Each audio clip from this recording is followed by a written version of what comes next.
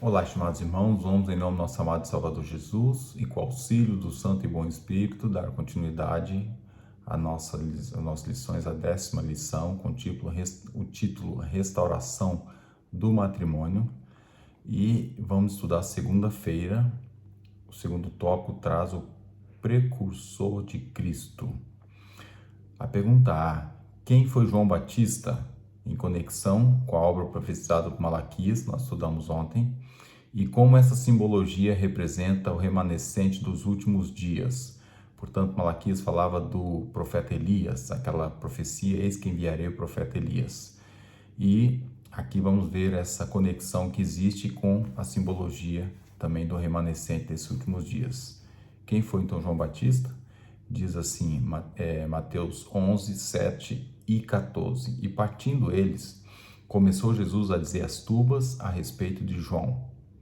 Jesus falou: que foste ver no deserto uma cana agitada pelo vento?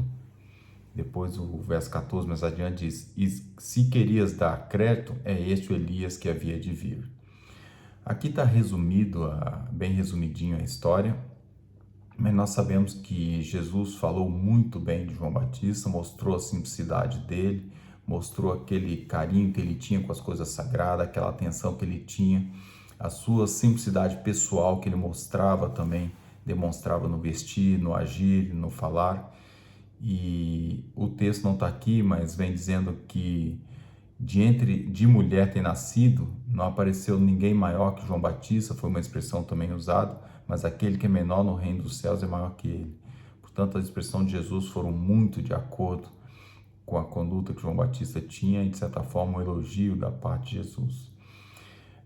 Vamos ver aqui Testemunho para a Igreja, volume 3, página 62, traz o seguinte comentário: os que devem preparar o caminho para a segunda vinda de Cristo são representados pelo fiel Elias, do mesmo modo que João veio no espírito de Elias, a fim de preparar o caminho para a primeira vinda de Cristo. Então, o nosso trabalho é praticamente idêntico, igual, épocas diferentes, mas é o mesmo trabalho que João Batista fez em pregar a volta de Jesus, ou chamado pelo fiel Elias. Nós somos o fiel Elias a fazer esse trabalho. Ainda, Testemunho para a Igreja, volume 3, volume 4, página 488, tem uma frase: a época em que vivemos exige uma atitude reformadora. E João Batista, nós sabemos que a palavra dele é arrependei-vos e convertei-vos. E nós também devemos trazer o arrependimento, a conversão e as veredas antigas, andar nos caminhos que Deus sempre quis para o seu povo.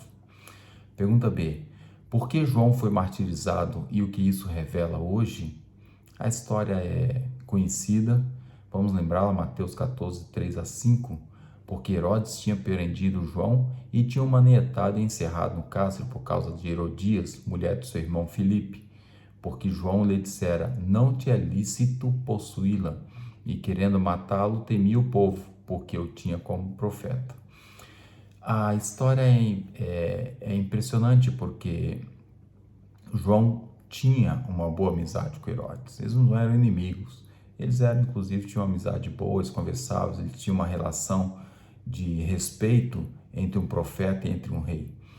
Mas quando Herodes começou a se meter com a cunhada, João chegou perto dele e falou: olha, não pode, Herodes, isso é errado, é pecado, você não pode possuir, isso é adultério, você não pode fazer isso. Herodes aceitou. Herodes até achou: não, de certa forma tem razão, mas a mulher era muito manipuladora e Herodes não tinha uma firmeza de caráter, acabou que custou a vida ao profeta. Infelizmente foi o que aconteceu. Vamos ler a nota, ela esclarece bastante. Os poderosos contundentes testemunhos de João afetaram Herodes, e com profundo interesse o rei indagou o que devia fazer para se tornar seu discípulo. João sabia que o rei estava prestes a casar com a cunhada, enquanto o marido dela, ou seja, o seu irmão, ainda estava vivo, e fielmente alertou Herodes de que a lei proibia isso. Herodes estava propenso a agir de acordo com o conselho de João e declarou a Herodias que não poderia se casar com ela em desafio à lei de Deus. Mas nada frustraria os planos dessa mulher decidida. Essa circunstância de despertara nela um intenso ódio contra João.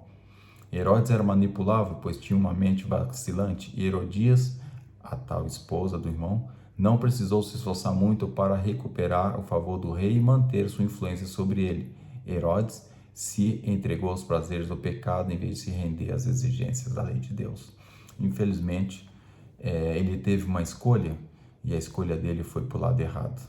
Agora a nota traz para nós, isso foi Espírito e Profecia, volume 2, página 70. Obreiros do Evangelho, página 149, traz um alerta para nós. Muitos do que declaram crentes na verdade diriam, se expressassem seus verdadeiros sentimentos: qual a necessidade de falar de modo tão categórico? Por que então João Batista teve que provocar o ódio de Herodias ao dizer a Herodes que a lei proibia de casar com a esposa do irmão? Ele perdeu a vida por ter falado tão claramente. Por que apenas não seguiu em frente sem despertar a ira de Herodias contra si ou daquela cunhada? Porque ele era um homem fiel. Fica aqui uma questão na pergunta do texto, mas ele era um homem fiel e ele não ia permitir que Herodes tivesse uma escolha de salvação. Eu acho que é isso que nós devemos também ter em mente. Não acusar, ele não chegou ali acusando, ele não chegou ali apontando o dedo, ele apenas ofereceu uma escolha de salvação para Herodes. E Herodes até ficou propenso à salvação e depois cedeu. Eu acho que o fato aqui é esse. Ainda a mensagem escolhida agora, volume 2, página 149, 150. Diz assim: João Batista enfrentou o pecado, repreendendo abertamente tanto a homens de humilde ocupação quanto aos altos cargos.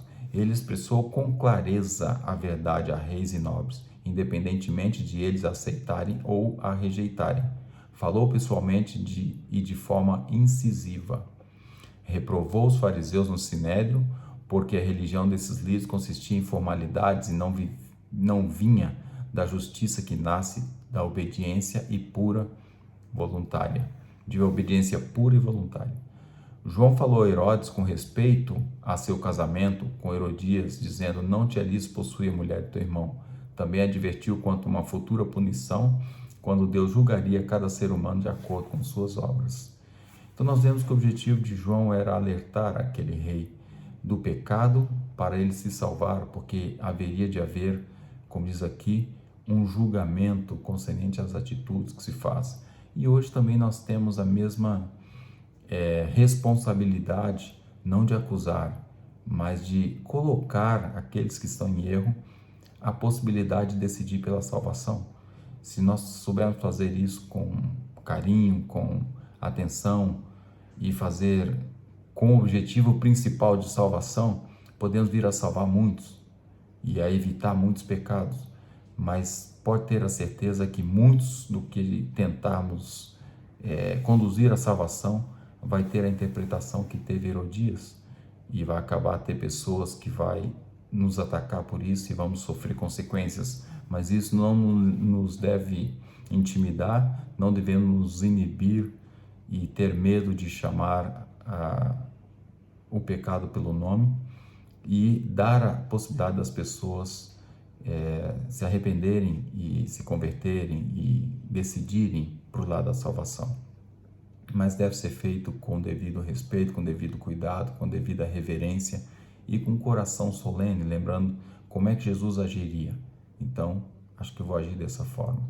E assim tentarmos salvar todos que estão à nossa volta, a começar pela nossa família. Nós devemos ter aquele carinho, aquele cuidado, com muito jeitinho, e cuidar das ovelhas domésticas, ou seja, nossa esposa, nossos filhos, às vezes os próprios pais, não precisa chegar e conversar, um sobrinho, um tio, e depois vai se espalhando para um colega de trabalho, para um parente familiar mais distante. Mas o nosso trabalho é cuidar um dos outros para que possamos unidos alcançar a Canaã celestial. Então, que Deus nos dê essa graça e nos abençoe para ter firmeza como teve Elias. Ele, apesar de tudo, ele não cedeu ao pecado da época e foi o precursor de Cristo. Que nós também possamos fazer o nosso trabalho de apregoar a Cristo nos atos, pensamentos e na pregação, na demonstração. Esse é o meu sincero desejo para mim todos hoje e sempre. Amém.